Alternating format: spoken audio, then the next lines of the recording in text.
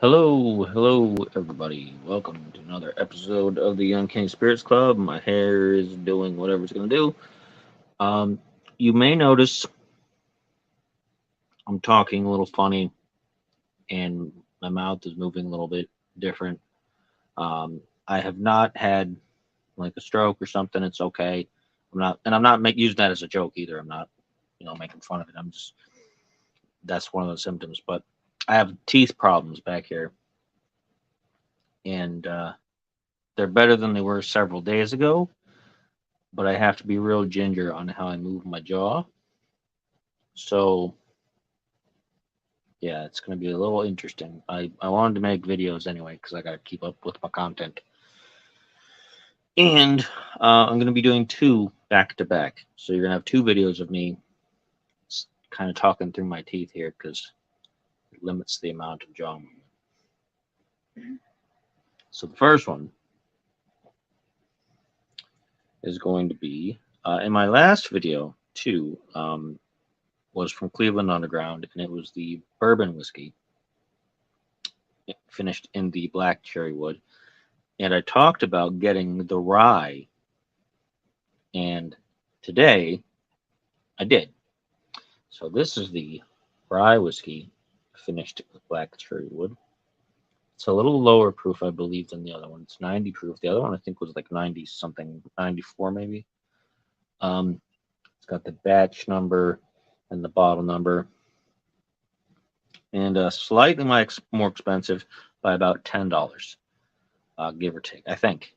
No, maybe not quite that much. I think the other one was $39.99, and this is $42.99. So about $3 more expensive.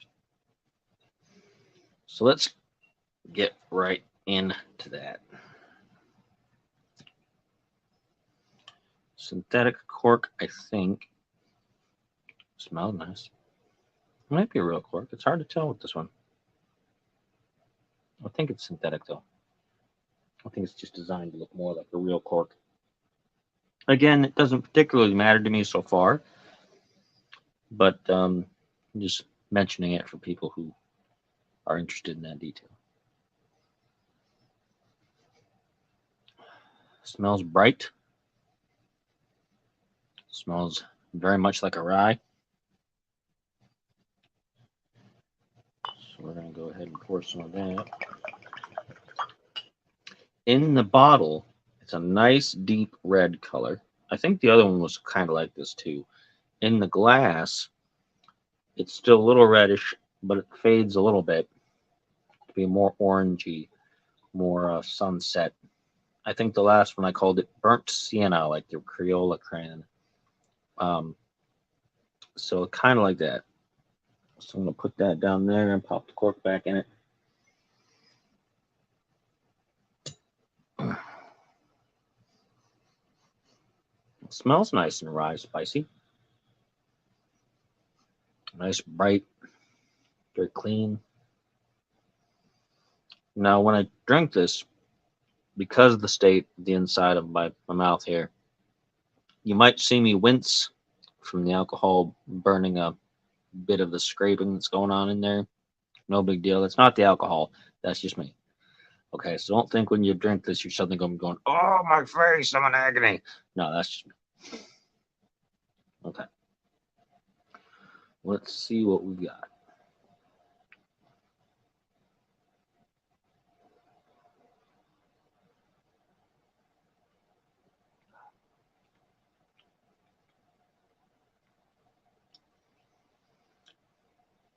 Very rosy, kind of floral to me.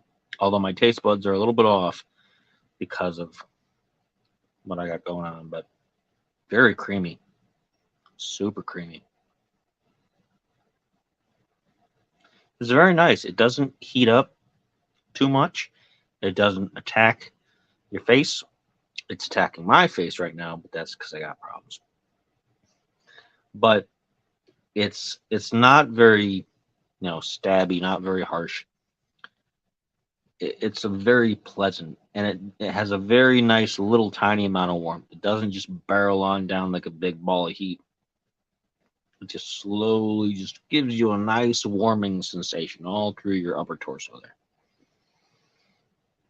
I'm going to see if I can take another taste of it and see if I can bring out a little bit more of the flavor. I'm having some trouble picking out the flavors because of the way my mouth is, but let's try it again.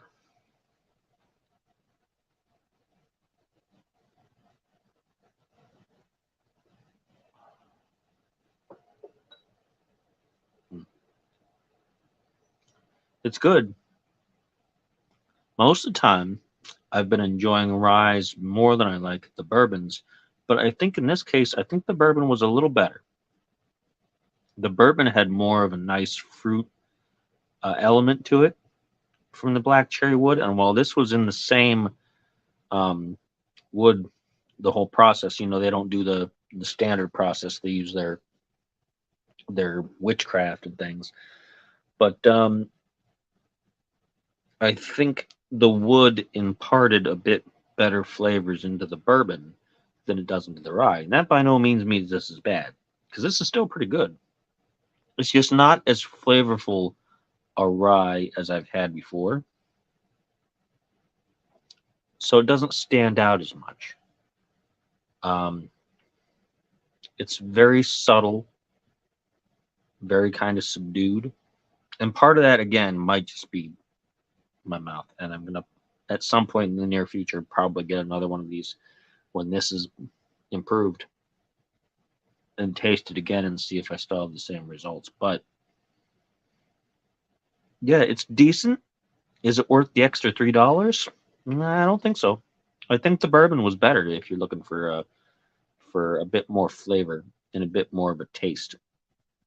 And the bourbon also has a slightly higher alcohol count, if I remember correctly. I'll have to go back to the other video and review it. But still, it's not bad. I mean, it's not a bad ride.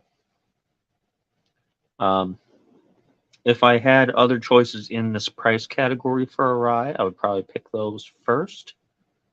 But if I saw this and it was against some like really not great choices, I would pick this. But I would pick the bourbon first if I had a choice between the two. So once again, this was Cleveland Underground rye whiskey finished with the black cherry wood. So far, the Cleveland Underground bourbon has been the best of the three. Because remember, I did try the Cleveland whiskey, their regular, but it was like a limited edition in a tall bottle, and it was decent. I liked it. But I think so far the winner of the three has been the rye in the black, or not the rye, this is the rye. Get my head straight. The bourbon with the black cherry wood. But still, it's not bad. Just if I'm looking to save a few bucks and get a little bit more out of what I'm drinking, again, I'd pick the bourbon. But still, good stuff. 90 proof, $42.99 at my local grocery store here in Ohio, plus tax. Your fees may vary. So keep an eye out for my next video. I'm going to be doing a beer after I'm finished with this. So a little bit of a chaser, and you'll still have to put up with me doing whatever this is I'm doing. So until that video, of course, cheers.